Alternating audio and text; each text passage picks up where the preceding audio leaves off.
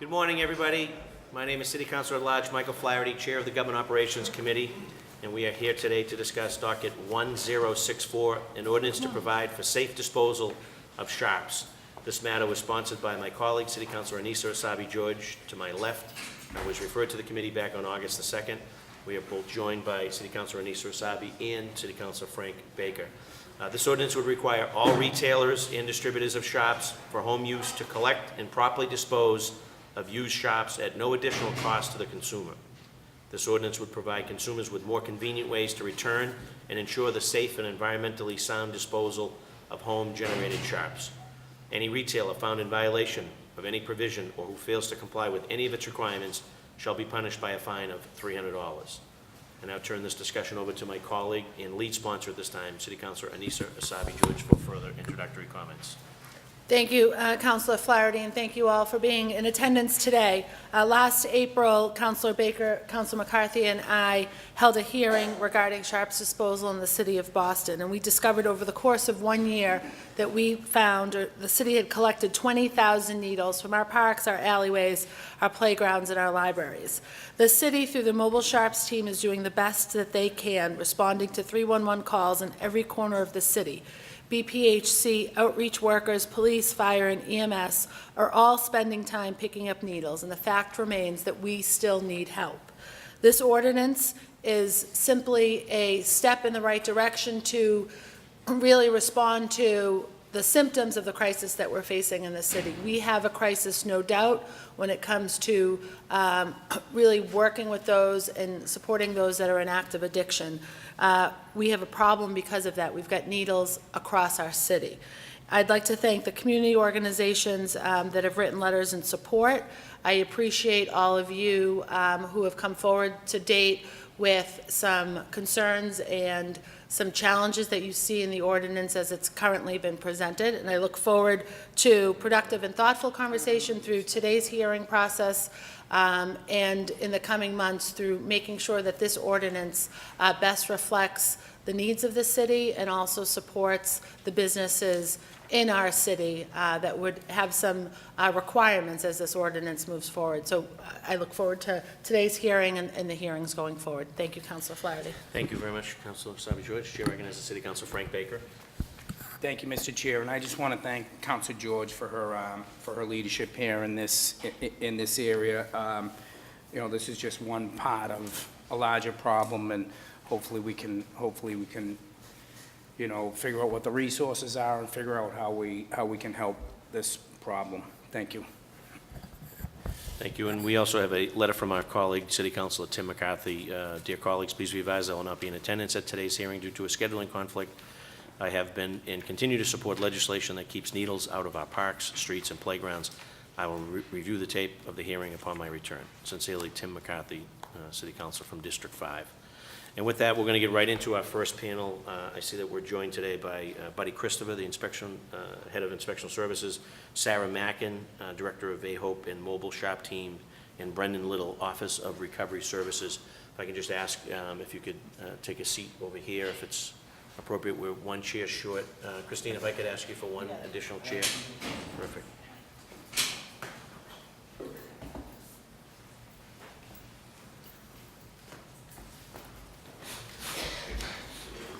Welcome to all of you, and Commissioner Christopher, if you want to take the lead, you're more than welcome to start the panel. First, thank you for having us here today. And you know, we want to be very clear that Mayor Walsh is very much in support of trying to deal with this issue. It is a big issue. It's real. ISD does visit every drugstore. In the city. I have actually brought a list of the drugstores that we routinely go to. Our current inspections are based on an annual visit, and our purpose at that time is to calibrate all the scales that are in the pharmaceutical part of all these stores. So, you know, depending upon what the actual outcome of the hearing is and the final formulation of the ordinance, we'll like to discuss more of the details of exactly what it is we'd be looking for and how they would develop a monitoring system for that for the pharmacy to report, the number of needles that are being sold as opposed to the number of needles that are coming in. But I do want to commend the shops team. They are an active partner in ISD's ventures throughout the city, and they do a tremendous job when we, call them out there. They're immediately. Thank you very much, buddy. Sarah, welcome. Good to see you again. Good morning, Councilors Baker, Flaherty, and Nasabi George. I do have a statement. I don't know if you'd like me to read it now. Yeah. Yep, okay, great. On behalf of the Public Health Commission, my name is Sarah Mackin. I'm the director of AHOPE, which stands for Access, Harm Reduction, Overdose Prevention, and Education. Thank you again for the opportunity to provide testimony at the hearing. The Commission runs one of the busiest and longest-standing needle exchange programs in the state. We help prevent transmission of HIV, hepatitis C, by supplying clean needles and ensuring proper disposal of used needles. We also help to connect drug users to treatment when they're ready and provide linkages to medical care, behavioral health, and social services. We collect more needles than we give out at the needle exchange and have conversations with our clients, we also call them participants, to help them understand the importance of safe needle disposal. We were established in 1993, and we are among the first needle exchanges in the state.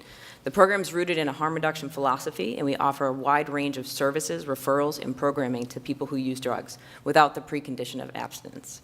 We provide services to approximately 6,000 individuals every year through our drop-in mobile sites and outreach routes, and through our overdose prevention and education efforts throughout the city.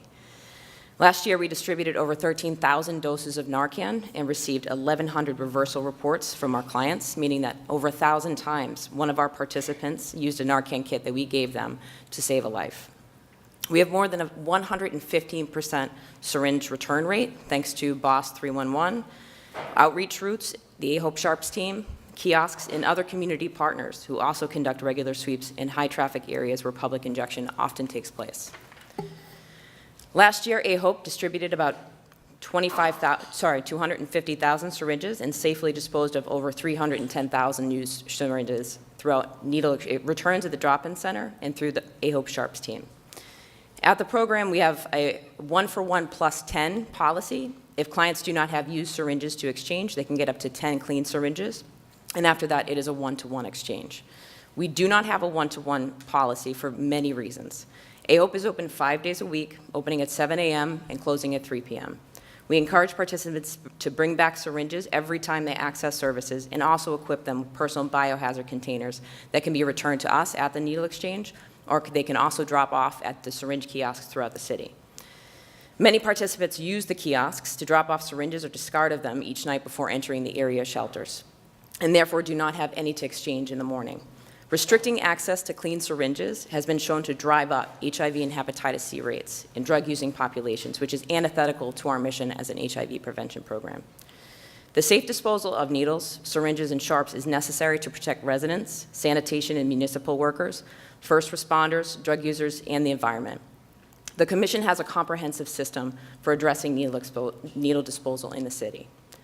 City-managed needle kiosks are located in 4 areas: 35 Northampton Street, Clifford Park, Dimmock Street, Neponset Avenue Health Center parking lot. All of these are outdoor locations accessible 24/7. The Sharps team empties these kiosks manually every single week. These locations are promoted on our website and through promotional materials that are widely distributed to the community, as well as advertised on social media. There are additional kiosks in Boston, but these are managed by the Massachusetts Department of Public Health. I commend the Department of Public Health Commissioner Burrell for the work that the department has done to provide safe disposal kiosks throughout the state and for continuing to support the expansion of needle exchange and overdose prevention programs throughout the state.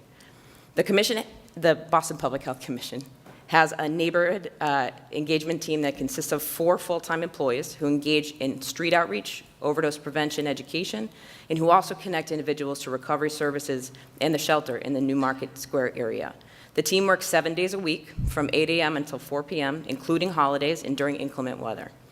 The outreach workers conduct routine sweeps to pick up syringes in the area during outreach as well. We launched 311 for recovery services in the fall of 2016.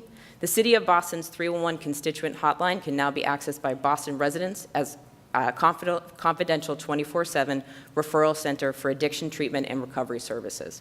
Anyone with a question about substance use treatment or recovery support services can call 311, use the BOSS 311 app, or the website to be connected and triaged to the PATHS hotline immediately to speak to addiction specialists. 311 also serves as a way for people to alert our AHOPE Sharps team that they have found discarded syringes in the city. The mobile Sharps team currently consists of 2 full-time employees working 7 days a week, 7 a.m. to 7 p.m., responding to 311 calls and requests. Sharps team also conducts proactive sweeps in homeless encampments in areas with high-volume public injection. Efforts are continuously monitored and adjusted to respond to target areas of particular need. The Sharps team prioritizes needle pickup in parks and schoolyards and other places that families frequent. AHOPE staff routinely conduct outreach in the Boston neighborhoods and collect improperly discarded syringes during those outreach routes as well. We have received over 4,500 311 requests since the beginning of the Sharps program in 2015, and over 25,000 syringes have been collected from public spaces in collaboration with the BOSS 311, and the the BOSS 311 in City Hall. The team also recovers more than 2,000 syringes each week from the city-managed kiosks located around Boston. Service has received positive feedback from constituents across the city, and we also track pickup locations in order to increase our understandings of patterns of use for targeting outreach efforts. The mobile Sharps team will soon double its capacity to pick up improperly discarded hypodermic needles around the city. Thanks to new funding from Mayor Walsh and the support of the council, we will add these 2 additional staff to the existing staffers to expand the ability to pick up syringes, respond to 311 Sharps calls, and also to target areas of highly frequented places where people conduct public injection.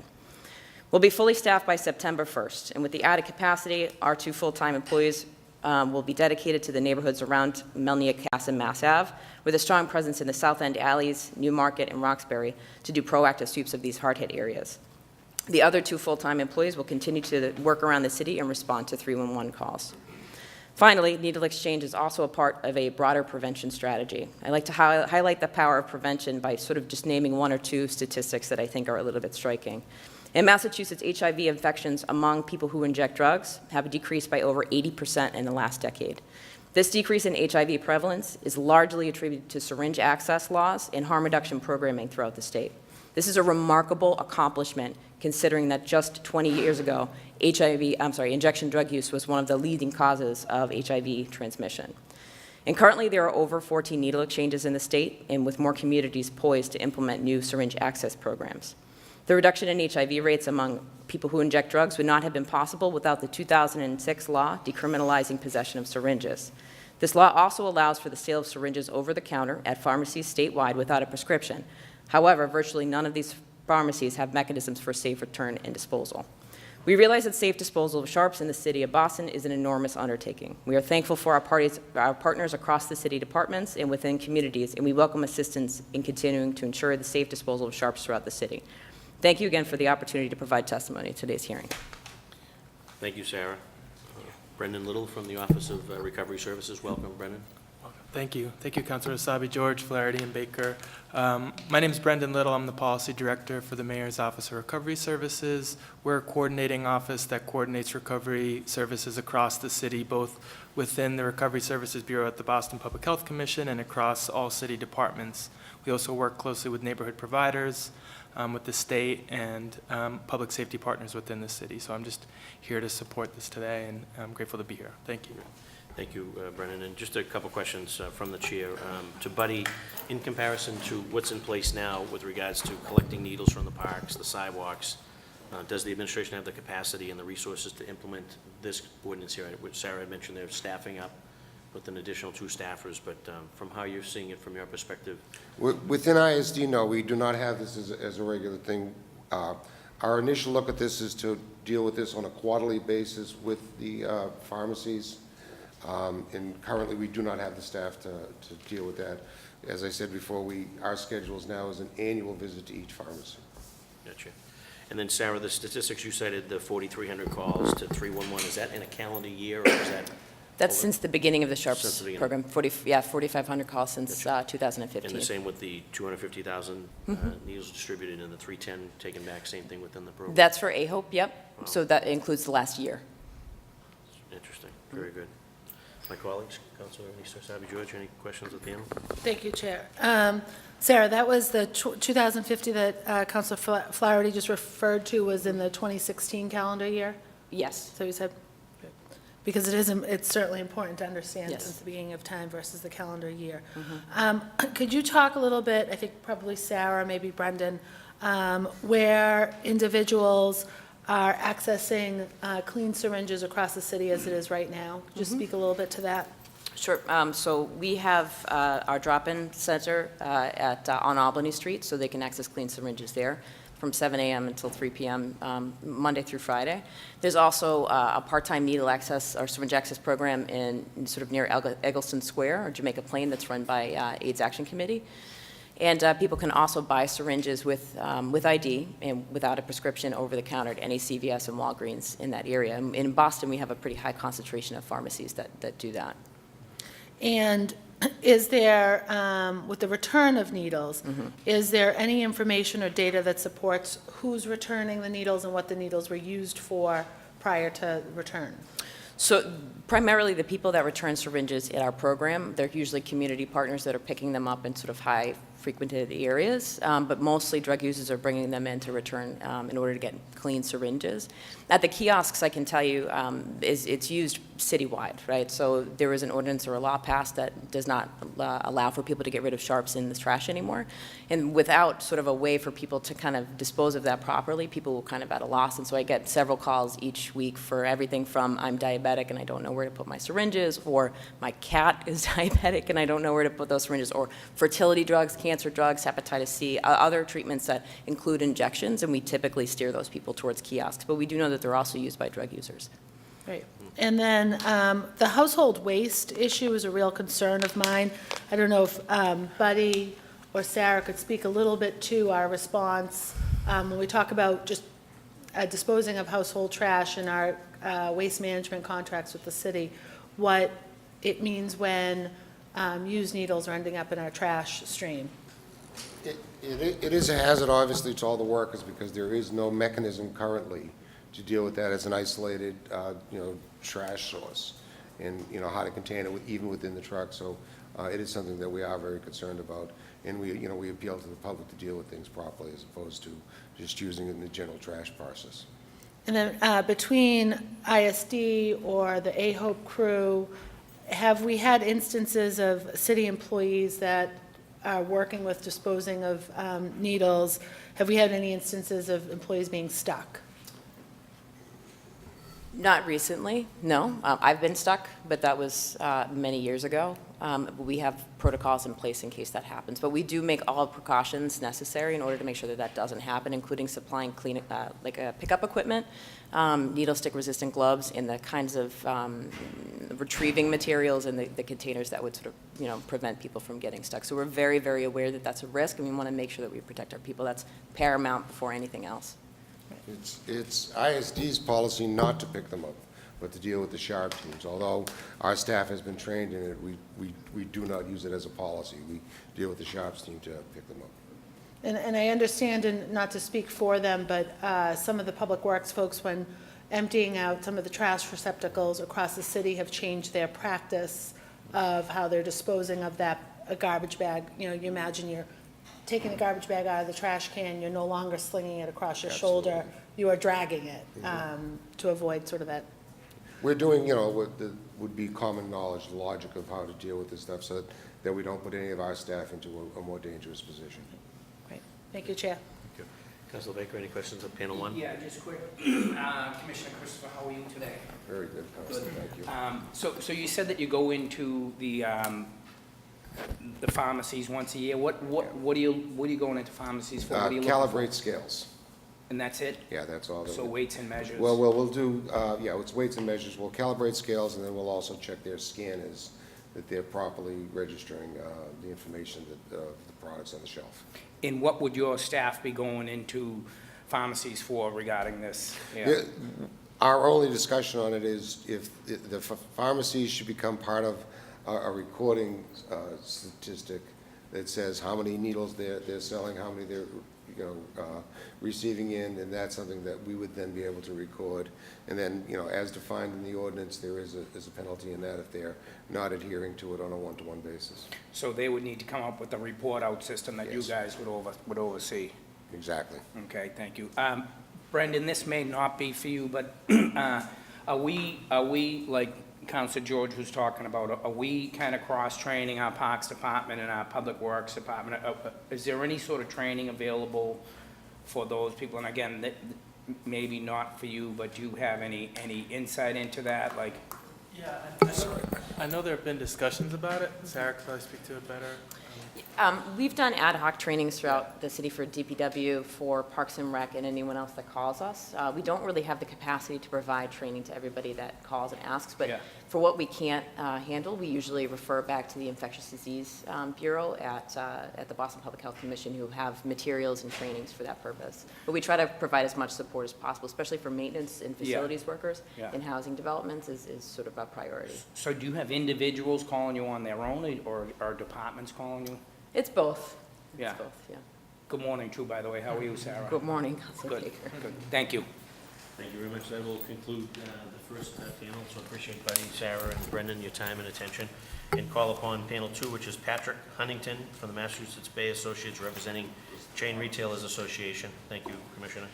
And also Ryan Kearney, Retailers Association of Mass, who's also here representing CVS and Walgreens. Welcome to both of you. If you could state your name and affiliation for the record, and then you have the floor to address this issue, and then we'll have some questions. Thank you, Counselor. Thank you. Good morning, Mr. Chairman and members of the committee. My name is Patrick Huntington, and I represent the Massachusetts Chain Pharmacy Council.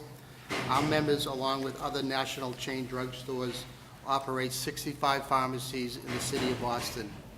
Most of these are traditional retail pharmacies, while several others are located within grocery stores such as Stop and Shop and Star Markets. We would like to be recorded in opposition to the current draft of this ordinance, which would require every pharmacy in the city of Boston to operate a needle take-back program. We believe retail pharmacies and grocery stores are not the ideal location or setting for the collection of this type of hazardous material. We are concerned that it has the potential to increase the general public's exposure to these dangerous items. We are concerned that the casual handling of needles by pharmacy customers could result in potential injury to other customers or pharmacy workers. The regulations require home-generated sharps to be transported by individuals in heavy, puncture-proof plastic containers. Unfortunately, we know from experiences in other jurisdictions that consumers routinely enter our stores with the needles improperly stored and exposed to the environment. One of our member companies reports that their employees suffer a needle stick injury on the average of once a month while administering the take-back programs in the city of San Francisco. These accidents occur because of the improper disposal of the sharps by the customers and despite the use of employee safety training programs. Pharmacies in Massachusetts are now required to provide each consumer with the educational materials regarding the proper disposal of sharps and the location of nearby collection facilities. We also sell prepaid mail-back containers for the direct shipment to solid waste disposal facilities. We would suggest that the cost to implement 65 new needle take-back programs in the city of Boston may not be the most efficient allocation of our resources as we seek to partner with the city of Boston to help address this issue. We believe that our involvement should be part of a partnership not only with the city, but with the needle manufacturers. Pharmacies sell needles in shops across the state, but a large portion also come from internet sales and from mail-order pharmacies that are located out of state. Last year, the state enacted a product stewardship program for the collection of unused prescription drugs. The legislature determined that the drug take-back program should be designed and managed by the drug manufacturers in consultation with the Department of Public Health. We believe a successful needle stewardship program should also begin with the involvement of the needle manufacturers, with retail pharmacies participating as part of that overall solution. I've attached a summary of that stewardship program with my testimony today. I would also like to note that pharmacies in Massachusetts are closely regulated by the Board of Pharmacy. I would urge the council to reach out to the board and request their input on this issue and seek their guidance on how they think it might impact pharmacy operations. We recognize that this ordinance is a proactive step to implement new solutions to address a significant public health crisis. We would like to partner with the city on solutions that best utilize our resources instead of being forced into a one-size-fits-all solution that may not deliver the on-the-ground results that are intended and needed. So for these reasons, we oppose this ordinance as currently drafted, but look forward to working with the committee as you continue your discussions on this issue. Thank you, Mr. Chairman. Thank you, Patrick. Joining us, Ryan Kearney. Welcome, Ryan. Thank you. Chairman Flaherty, Councilor Sabi George, and Councilor Baker, thank you for this opportunity to testify before you today on this important matter. The retailers, for the record, my name is Ryan Kearney. I am the General Counsel of the Retailers Association of Massachusetts. We are a trade association of 4,000 retail members from the small mom and pop shops all the way up to the large chains. For this matter, we do have independent pharmacies as our members, but we also have the large chains, including Walgreens, CVS, Rite Aid, operating in the city of Boston that would be directly impacted by this, this proposed ordinance. Quite frankly, I mean, the shops are hazardous medical waste. They're stringently regulated by the DPH, and retail pharmacies are not waste disposal sites. They're not in the business of waste disposal. And because of that, our association generally opposes any one-size-fits-all type of approach to imposing waste management responsibilities on the retailer. We are, however, committed to continue working with the council, with manufacturers, and with stakeholders to further promote the educational efforts for proper recycling and disposal. To give you a little bit of background, most of our efforts at the Retailers Association is at the statewide level before the legislature. And at that forum, we've seen mandatory take-back proposals from anything from tires, mercury-added thermostats, lamps, electronics, batteries, and now the Sharps piece. And of all the products that there's proposals to have our stores take back, the most hazardous and at the top of that list would probably be this Sharps. It's an overall hazard not only to the employees working in the store, but also customers in the store and around the store. Pharmacies come in all shapes and sizes. They're located mostly in the city of Boston. They're mostly located on our main streets and in our downtown shopping districts. There's going to be a requirement that these folks, well, not a requirement, but there's the folks that are bringing these shops back are going to have to traverse foot traffic of your constituents to get to the pharmacy. And even if you're a standalone pharmacy, the pharmacy is typically located in the back of the store in order to reduce theft. There's going to be a point where those sharps, even if they are properly put into a container, they're going to have the potential to expose those customers and those retailers to additional health risk that our members are not currently prepared to deal with. And the potential legal exposure that results from that and the liability is just simply too great for our members to take this stuff back. Another concern is the retail space. Every square footage, whether you're a small guy that doesn't have the room to even fit a kiosk, or you're a large guy who has a formula from your corporate parent that tells you what you need to have and where, there is a concern that you're now going to have to give up that valuable retail space to go ahead and put in one of these kiosks. Finally, there's a lack of training on our members. The average retail employee is not trained for this. While the pharmacist may be, the 18, 19, 20-year-old cashier does not know how to deal with this. And if the pharmacist isn't there and there's an issue, what happens then? That's one of the main concerns that we heard from our members. And finally, I'd be remiss not to discuss online competition. This ordinance would impose the requirement to take this back and the cost of that compliance on our retail members that are located in the city of Boston.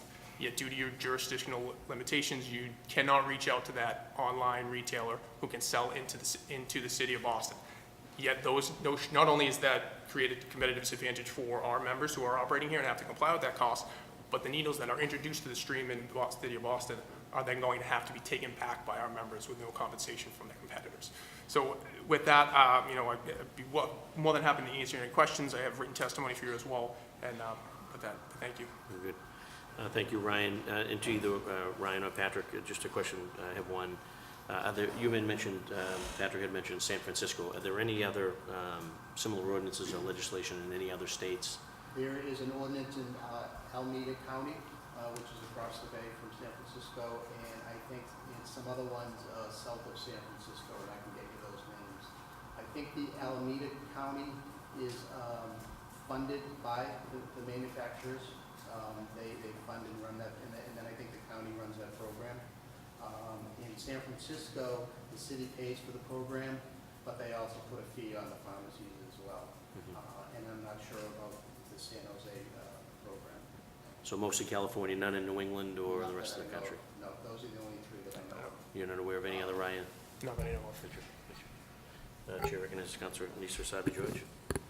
Sure. Thank you both for being here today and representing the businesses that you represent so well and so thoughtfully. I am wondering about the cost of the prepaid return containers. What is the average retail price? Because that's something you would purchase at the counter of the pharmacy? Yes, I believe for a quart, it's around $30.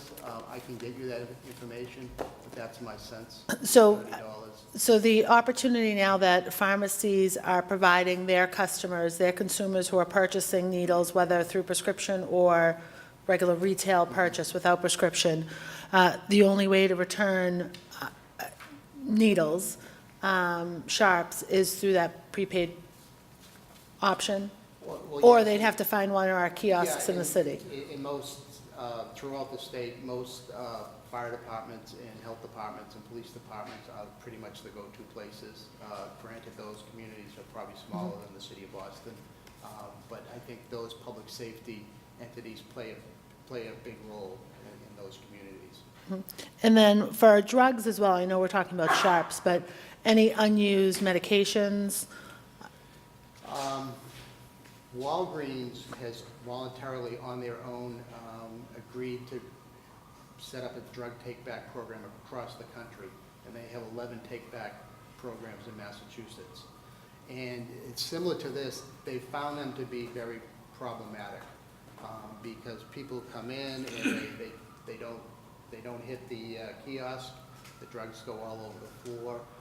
What they're finding now is that nursing homes are now using the Walgreens kiosk as their dumping ground, as opposed to using the services that they should. They're bringing bags to Walgreens. So they have found bags of drugs just on the side of the kiosks. They find the drugs on the floor. There was one report that somebody came to drop off the drugs. The pharmacy was closed, so they just left them at the front door. So it just kind of gives you an idea that we assume that we're going to have those same types of problems when we go to a shop system. It's not a perfect, in the perfect world, none of that would happen, but it's not a perfect world, and, you know, we're gonna run into those things. Just like I said in San Francisco, they're trained to handle these shops, but it happens, they get stuck by them. Can you talk a little bit about what training staff receives, both from the pharmacy end and the businesses that you represent, and the frontline staff, so the cashiers, the shelf stockers, what training they receive when it comes to handling medical materials or waste materials in the stores? I think, and I'll have to check, but I think the only waste material they handle is if they give a vaccination to somebody. So they obviously have the gloves, they give the vaccination, it goes right into a collection box that's behind the counter that isn't, you know, it's not available to the public. And then we have a waste management system that comes in and collects that. But you had, It's all behind the counter. in your testimony, you had referenced the need to train staff, because in your stores, staff is not currently trained. And I would suggest that we are in a different time and place, and that any retail staff in a pharmacy setting should be trained to handle a sharp or take back drugs. Whether or not they're able to take back drugs, that encounter, that conversation happens, I'm sure, pretty regularly in a pharmacy setting, regardless of whether or not you're at front selling candy bars or you're in the back selling or delivering prescriptions. Right. And I think that's the difference of a retail pharmacy. We're two things in one. You know, where the pharmacy's in the back, and the retail, which is growing larger every year, is in the front. So it's probably, you know, maybe 35% pharmacy and 65% retail. So that person up front, even though she works for a pharmacy, she may have nothing to do with that back end. So if we're bringing shops into the store, not only do we have to train all the pharmacy folks, but we have to train all those, have to train all those other folks up I front. suppose what I'm suggesting, and maybe I'm too gentle, is you should be training them anyway, because they work in a pharmacy setting. Well, I'm not saying we don't train them, but because we don't take back Sharps and Walgreens is the only company in limited areas to take back drugs, but I'm not saying we don't. Why do pharmacies, a large retailer, we think of CVS or a Walgreens or Rite Aid, put their pharmacies typically at the back of a store? Reduce theft. Reduce theft of pharmaceuticals? One is to reduce theft of pharmaceuticals, and I would say that the other would probably be marketing. They want people to walk through the store, look at the food stuff, look at other items, and pick those up as they're on their way in or their way out. Do you have an idea of what the market share is for online sales of hypodermic needles? I don't. I'll try to find out. Yeah, I'm curious as to Yeah. what that share is. And I would also venture a guess, although not backed in any sort of data or evidence, that individuals that are purchasing hypodermic needles online and going through the process of that transaction, seeking out the best deal, finding the right source, entering credit card information and shipping information, are going to also be thoughtful enough to discard of their needles in a safe and thoughtful manner. That's it for me. Thank you, Chair. Chair recognizes Councilor Frank Baker. Just one quick question. Does San Francisco's ordinance look like this? And also, how, is it passed and they're doing it now? It's been in effect for 10 years. I will get you a copy of that, but I think it requires all pharmacies to participate. But again, they pay for it. They provide the collection kiosk. I believe they provide the waste handling aspect of it, and then they charge us. So when the kiosks are filled, they pay for that to be Yes, disposed yep. of? And they also pay for it to be put into the store as well. Their city kiosks, just like a drop-off? Yes, that's correct, yep. Thank you. Thank you. Thank you to panel two. I just also noted that Atrius Health had sent a letter in of opposition, as has the Massachusetts Independent Pharmacist Association, along with another letter of opposition from the Massachusetts Chain Pharmacy Council. So just for the record, but appreciate your time and attention, both Patrick and Ryan. And we're going to slide to panel three, which will be community members Stephen Fox, president of the South End Forum, and Sue Sullivan of the Newmarket Square Business Association. If both Stephen and Sue could come up here. And then after this panel, we'll transition into public testimony. We have received letters of support from a number of folks from the community. Lorraine Wheeler, president of Roxbury Path Forward Neighborhood Association, Elisa Faria. We also have letters of support from the Andrew Square Civic Association, along with Chief Medical Officer, Boston Healthcare for the Homeless, Jesse Gaeta, along with the Claremont Neighborhood Association, along with Roxbury Path Forward, along with resident Sam Balto, along with resident and candidate for District 7, Carlos Enriquez, and there'll be others, I'm sure. So welcome to both Stephen and Sue, and whoever feels like taking the floor first, welcome, and state your name and affiliation for the record. Good morning, and thank you. Great to see you, Steve. Thank you for having us. I'm Steve Fox. I chair the South End Forum. The South End Forum is an umbrella organization representing the 17 neighborhood associations of the South End. And for those that are not familiar, I know that all of the councilors are aware, but the South End is probably ground zero for the opioid crisis in the city. So this particular ordinance is of great interest to us. Probably more than any other neighborhood in the city, the South End has seen the impact of this opioid crisis and the influx of sharps in our parks, in our playgrounds, on our front stoops, in our front gardens, And we have recognized for a long time that there is a crying need within our neighborhood for additional disposal sites. For example, our public library, the South End Public Library, which is frequented by lots and lots of children with a very active children's program, has 2 sharps disposals within the public library that is managed directly by the librarians. They are not medical personnel, but they have found that there is a crying need for this as a result of finding needles in the public spaces of the library, whether it be by chairs or in the bathrooms or in the gardens or in the front entranceway. So for the South End, we are seeing the impact of the lack of disposal sites and have had to react to it. We have several neighbors, the presidents of several of our neighborhood associations have actually taken it upon themselves to get sharps disposal boxes and to do routine sweeps of their particular neighborhoods in addition to the 311 sharps disposal team in an effort to try to control the amount of sharps that are being disposed on our streets and sidewalks.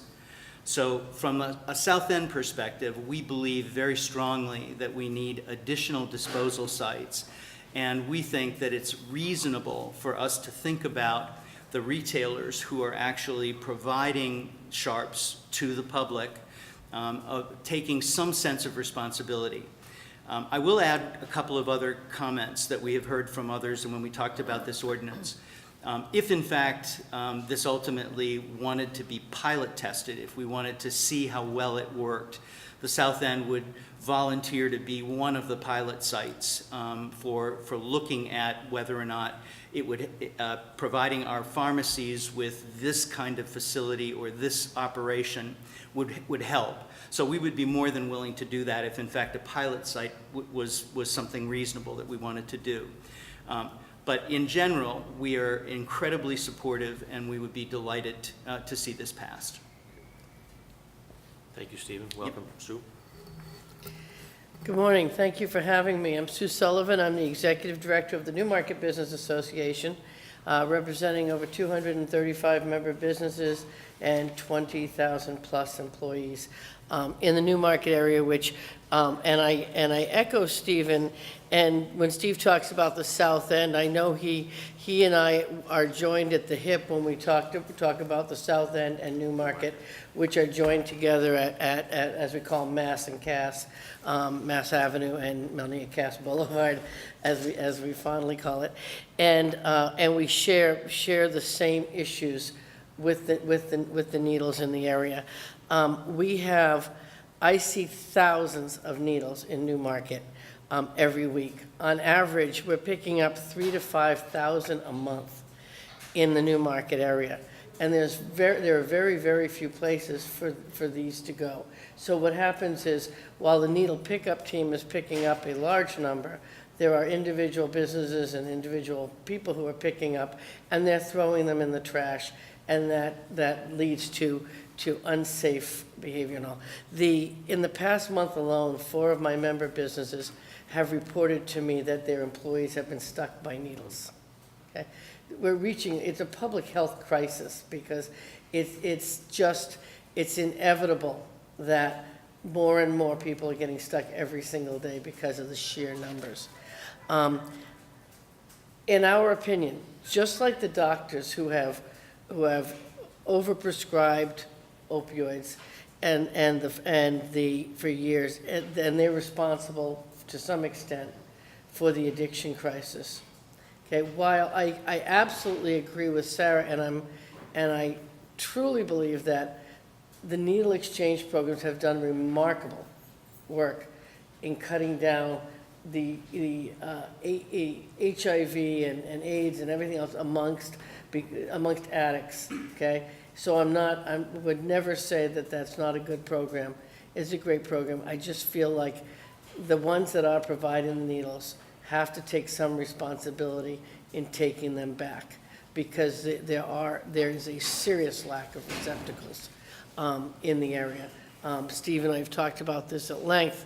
about where can we get sharps containers. There are areas that have them on the states that put them on trash cans.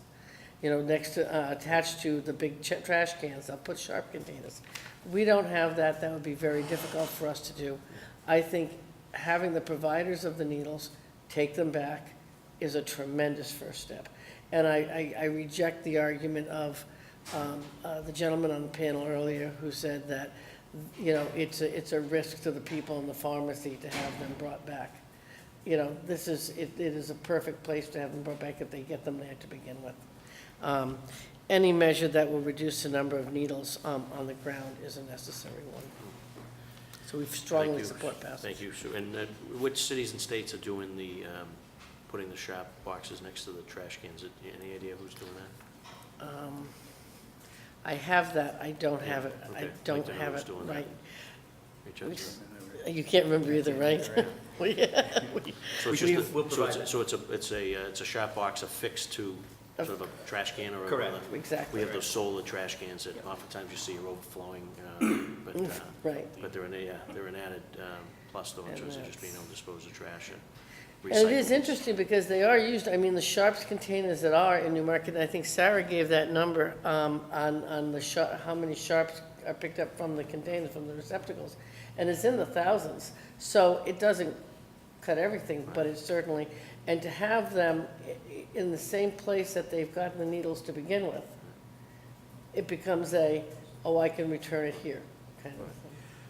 One of the other things that I forgot to mention is something that we've realized that is specific to the South End and Newmarket area, which is that, for example, at the methadone clinics, which are located within our area, we know that there are large populations of clients of the clinics that come to those methadone clinics because either they don't have that availability in their local cities and towns, as well as the fact we've heard from numerous professionals that they come to Boston in order to maintain anonymity, and so that they can come and take care of business here rather than do it in Shrewsbury or Sudbury or wherever.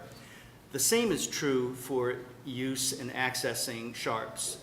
And so, you know, rather than walking into your local Sudbury CVS, you know, coming into Boston and being able to be anonymous would also be one of the things that we would be experiencing in our neighborhood.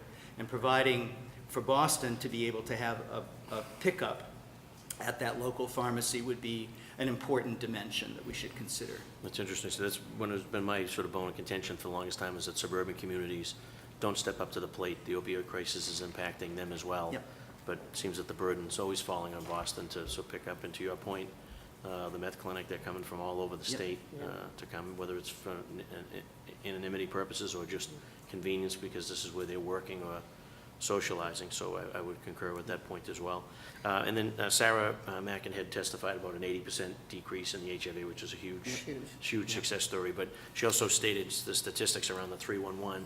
I look at you two as sort of ground zero, both from the Mass Cass area. Are you guys calling 311? Are you utilizing the SHARP team that we have? We've got 2 more coming. We got some resources going. So just from your perspective, on the street, on the ground, it's an effective program. You're using it. The results are there. Absolutely. Absolutely. Positively one, and the improvements that you're being made in providing additional resources is really important. It seems like we're always falling a little further behind as this crisis continues to escalate. And so whatever additional resources we can provide to the 311 Sharps team is really important. But I think that what we need to recognize is what we've been working on an opioid task force for the past year and have been dealing with all of these subjects. And some of the things that we can anticipate happening in the future, in the next 6 months, in the next year, particularly with the introduction of new drugs, we're going to see this crisis continue to escalate. And so tactics like this are really important for us to begin to adopt in terms of looking at our entire arsenal for getting our hands around this. Exactly, it's a piece of the puzzle. Yes. You know, it's, and by the way, that 311 and the needle pickup is, I know 311 works overall, but for the needle pickup, it particularly works. Yes, I mean, it's great to have. I It call 311 It's great to hear. several times a week. I Me too. also, and I encourage all of our members, monthly I send out to everyone to call 311, and they do, the needle pickup team is there within a few hours to pick up whatever, I mean, considering that there's only been 2 of them, they do a remarkable job. Well, that's great to hear. Thank you, and stay involved, both of you. So, any questions of this panel? I don't have a question so much as a comment on the mobile sharps pickup. I spent a few hours with their team, maybe 2 months ago now, and within that few hour span, we collected 60 to 80 needles easily. And that also included, we just sort of went and spot checked a couple of the hot areas across sort of that Mass and Cass and just beyond area, so that included travel time too. We spent about a half a day. The mobile sharps team really does do incredible work, because they're not only just picking up, discarded needles in a response to a 311 call, but they're also continuing to work and advocate for those that are suffering from active addiction and working to connect them with services. And the day that we went out, it was one of those really incredibly hot days. And, the team knew the individuals that we were dealing with by name, really encouraging them to come in and get some water and go for lunch a little bit later in the day. And then also to, hopefully access some services. So they're not just doing a great job with the pickup. They're doing a great job with the services, delivering services and really delivering conversation to a lot of. Which is important, yeah, which is really, yeah. I know this is not part of the bill, but an interesting part could be going forward. And by the way, we would also welcome Newmarket, if the South End were doing it as a pilot, we would welcome doing it as a pilot as well. But, if there was even some sort of an incentive for people to bring them back to where they got them, so that if there's a, like we do with bottle return, I don't mean that bad, I mean, Incentivize it. I The bottle really, bill, truly, right. I think about that and go, some of the issues are that, they're on the street and things and all, and if you had some sort of an incentive for them to bring them back, think how many more would be brought back. Yeah. That's, Interesting. I'm good, Any Chair, questions, thank you. Yeah, just a couple, sorry. Sure. So, Steve, it sounds like maybe you guys are open to some more kiosks. Should we be advocating to see if we can land a couple city kiosks down there? I think that would be terrific. Maybe come up with some kind of plan? Absolutely. What we're also seeing, Frank, is that, and we were talking about this yesterday at the task force meeting, is that as we're concentrating more and more on Mass and Cass, we're seeing a diaspora, so Yeah. it's moving around. So moving those kiosks, within our community a little further out from the epicenter would be very helpful. Maybe we should think about strategically about where we could land a couple of them and we can, hopefully be helpful as a first start. Also, I would think, and maybe the first panel might, I don't see the people that are on the street going to CVS or Walgreens. I don't see them even walking in there, returning anything or picking anything up, so. Yep. But I do think the value would be in, I hate to say normalizing, but knowing what the boxes are and people understand what they are, because they, you'd hate to put it in an area and have it generate. Correct. Generate more activity in an area, but, I drove by there the other day, Monday morning at 8 o'clock in the morning, and I couldn't believe it. Yeah. Does it feel like it's getting worse? Yes, Does it feel like? it does. And we're putting, Yeah. resources down there, and we're doing, I think with Sarah and her team. Yep. I think we're doing the right things, but. Yep. We've always talked about this as requiring a multidisciplinary and multifaceted approach, and I think we're doing all of that. I think that the resources that are working the issue are working 24/7. Yeah. From the bicycle patrol to the Yeah. outreach workers to the, to Sarah, to all of to the Needle Exchange. All of those things are working at capacity and overtime. Yeah. But I talked to Sergeant Freeman from D4 yesterday, and he said, this past weekend we made 3 arrests. He said 2 of the 3 arrests were people from out of town. Yeah. And he said, one was from New Hampshire, another one was from Oregon. And in fact, they both had Mass Health cards. They already had their Mass Health cards. So, and what we're hearing from the police on occasion is that, that because we're so responsive and because we have resources that are designed to assist people, that it becomes much easier for people to come. And so we're kind of like in a catch-22. The better we get at it, the more people, That's if they're correct. actually coming and looking for resources. That's our big concern, is that, and yet at the same time, you want to be better at it. Correct. You just, and we don't want to just move people around. Right.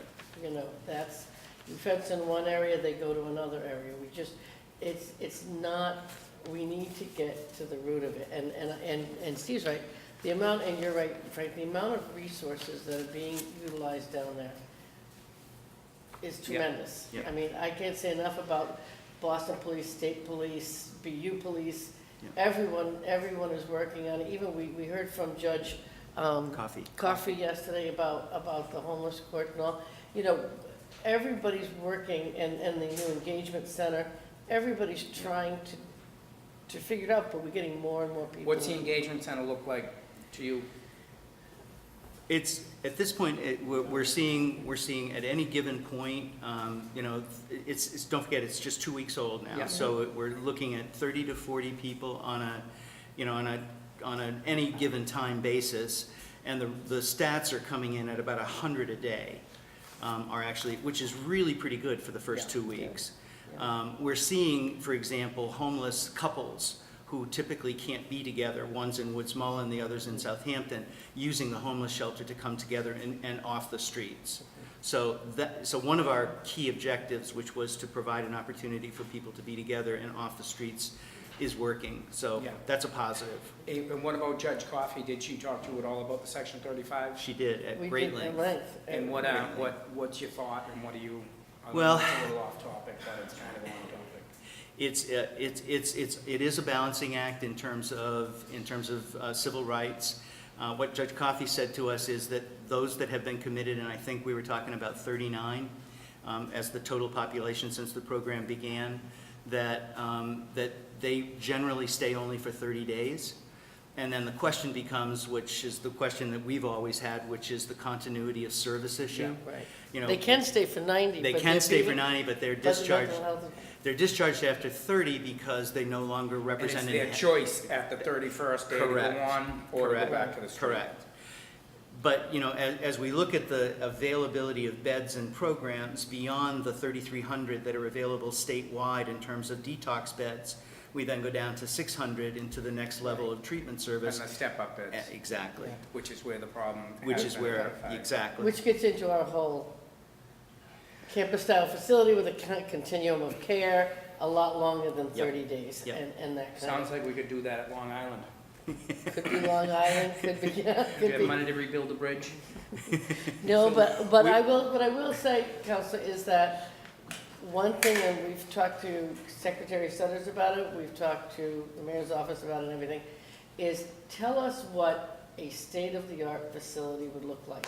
Tell us what is needed to really make a difference in this crisis. And then we will figure out how to pay for it. It's not a city problem, it's not a state problem, it's not a business, it's not residential, it's not pharmacy, it's everybody. And we have to all be willing to pay for something that's gonna make the difference. And sure as anything, we've gotta make that happen. Otherwise, we're just going, We're spinning our wheels. It's Yeah. getting worse. We think that moving towards a recovery campus Yeah. is really the right thing. I don't care where it is, but moving towards that kind of continuity of service and then building on that and then creating regional models for that is the right direction to go in. with their mental health services and workforce development. Yeah. And to Job transitional training. housing. I mean, it's all gotta be a package, and I'm not talking about taking everything out of where we are and putting it somewhere else. It's a real humanity and humane, and how to make a difference, and not just, like you said, spin our wheels. It's Yeah. Okay, thank you. Thank you very much. Thank you both, Stephen and Sue. So now we're going to transition to the public testimony section. So anyone wishing to offer public testimony, sign in at the rear of the Piemonte room. And I see Ed Flynn is here. Ed Flynn is a candidate for District 2, also a longtime advocate for the homeless and for substance abuse. Ed, if you could approach the podium. Anyone else at this time wishing to offer public testimony may do so by signing the sign-in sheet at the rear of the hall and/or maybe signaling by way of a show of hands. You have the floor, Ed, if you could just state your name and affiliation for the record. Thank you, Councilor Ed Flynn. Thank you, Councilor Flaherty, Vice Chairman Zachem, Councilors Baker, Councilor George. Good morning. My name is Ed Flynn. I'm here today to express my support for the ordinance to provide for safe disposal of shops. I applaud Councilor George for filing this ordinance in this committee for the work it has done on this issue related to public health and safety. The safe disposal of medical and biological waste is a public health issue that affects everybody. In my role as a probation officer at Suffolk Superior Court for the last 9 years, I have assisted those that were most vulnerable, and I firmly believe we have a responsibility to help those most in need. I would also like to take this opportunity to ask the Council to consider analysis of a plan I have proposed to reopen the Long Island Treatment Facility. I also know the Walsh administration has replaced all services that were available on Long Island, and I commend the mayor for his strong leadership, positive leadership, moral leadership, along with the city councilors as well. My proposal would allow for those seeking care to receive transportation by daily shuttle bus from Boston Medical Center to the waterfront, followed by a ferry to Long Island. This plan would help those seeking services and receive much-needed care. The facility on Long Island would need to be upgraded before services can begin, and I would propose linkage for new developments I use to allow the Boston Public Health Commission to float bonds. These would be used to finance and reconstruct Long Island's facility. The city can also create a pilot program similar to those used for hospitals and medical schools as well. Additionally, I ask the committee to consider a new partnership between the Boston Medical Center and the Boston Public Health Commission. This would be similar to a previous partnership the city undertook between the Boston Public Health Commission and the BU Medical Center to deliver health care and medical services to residents.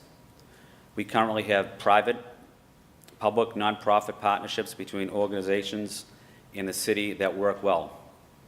I believe expanding on that work that has been done with the Boston Medical Center is the best way to use this tool to solve this crisis. Combating addiction and supporting those in recovery is critical to saving lives and making our city a safer and healthier place to live and raise a family. For the past decade, I've worked closely with residents whose lives have been ravaged by addiction. Reopening Long Island is a critical piece to Boston's recovery strategy. And again, I just want to thank the City Council for being strong advocates for helping those most in need on substance abuse. And I'd also like to say thank you to the Mayor's office as well for always being there and supporting those trying to help them get into drug treatment programs. I respectfully request this committee to consider analyzing this issue, and thank you very much for giving me the opportunity to be here. Thank you, Ed. And if you get a chance, if you could submit that plan to the council through this committee, and we'll talk to my colleagues here to see what if anything. Yeah, I will. Thank you, Council. Thank you, Council George. Thank you, Council Baker. Anyone else here at this time wishing to offer public testimony on this issue may do so now, or ever hold your peace, seeing and hearing no additional desire. Chair, at this time, we recognize lead sponsor, City Councilor Anissa Asabi George. Thank you, Chairman, and I don't think forever.